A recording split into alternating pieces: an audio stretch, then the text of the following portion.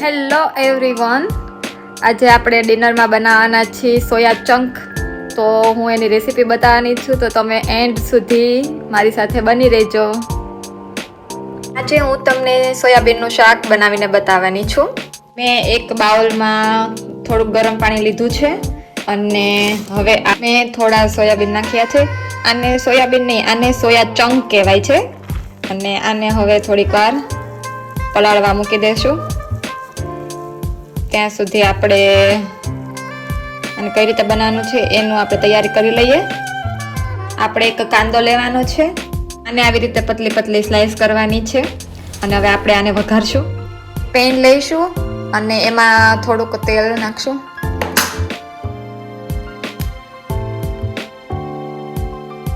તેલ આવી ગયું છે તો આપણે થોડીક હિંગ અને હળદરથી આપણે વઘાર કરશું.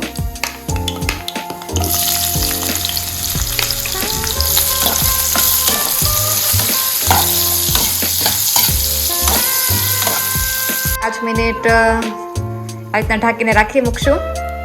તો ઓનિયન રેડી છે, તો આપણે એક પ્લેટમાં કાઢી લઈશું.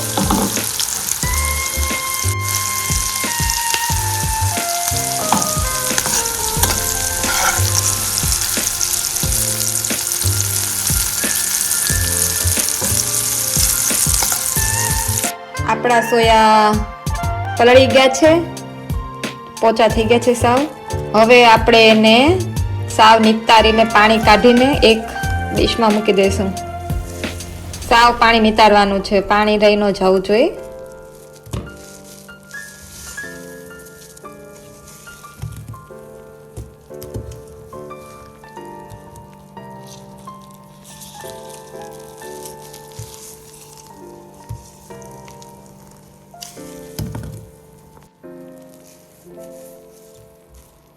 ફરી એક પેનમાં ઓઇલ લેવાનું છે અને આપણા આ રેડી થયેલા સોયા ચંક એને ફ્રાય કરવાના છે.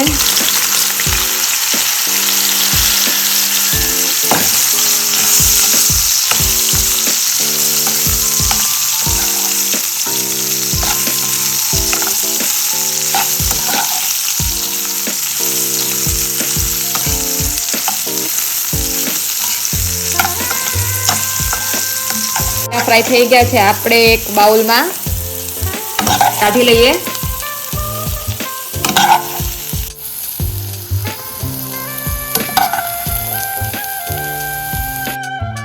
ફ્રાય કરેલા સોયામાં આપણે થોડુંક દહીં નાખશું,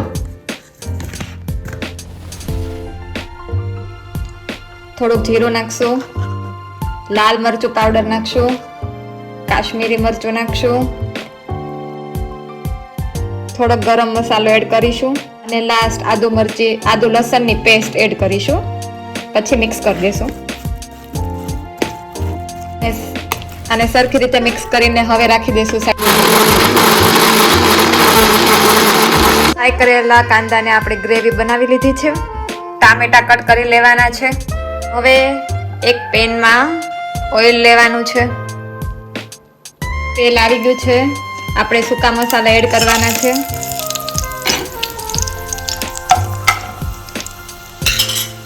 પછી આપણે કાંદાની ગ્રેવી કઈ રીતે એ એડ કરવાની છે.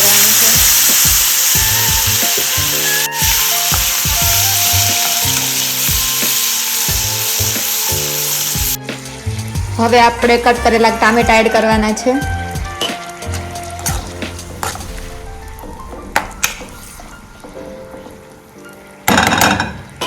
ને આપણે 5 મિનિટ કુક થવા દઈએ.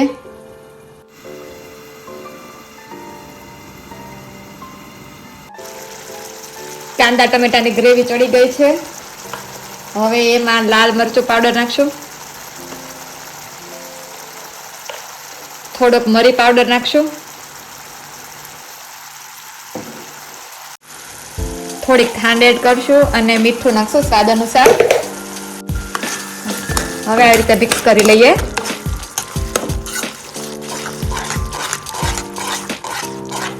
આપણે મસાલાવાળા સોયા રેડી કર્યા હતા એ આપણે હવે એડ કરીશું. સરખી રીતે મિક્સ કરી લઈએ.